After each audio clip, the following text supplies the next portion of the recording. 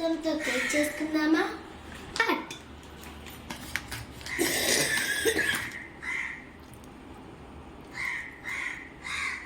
ఇది చాలా తీపిగా కూడా ఉంటుంది.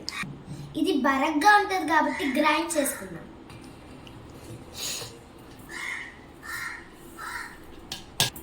తల్లి మిక్సీ చేసుకుందాం. దీనిలో ఆల్రెడీ షుగర్ ఉంటుంది కాబట్టి 4 స్పూన్ షుగర్ వేస్తే సరిపోతుంది.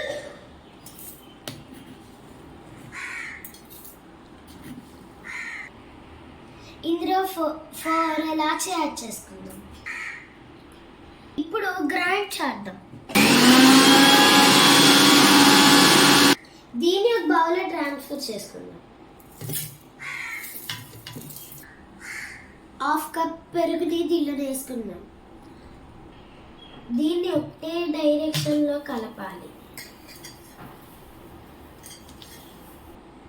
ఇది కాల్చి చల్లార్చిన ఆయిల్, బేకింగ్ సోడా. మనం కొంచెం కొంచెం మిల్క్ వేసుకుంటూ కలుపుకుందాం. కలపాలి, ఒకటే డైరెక్షన్లో కలపాలి.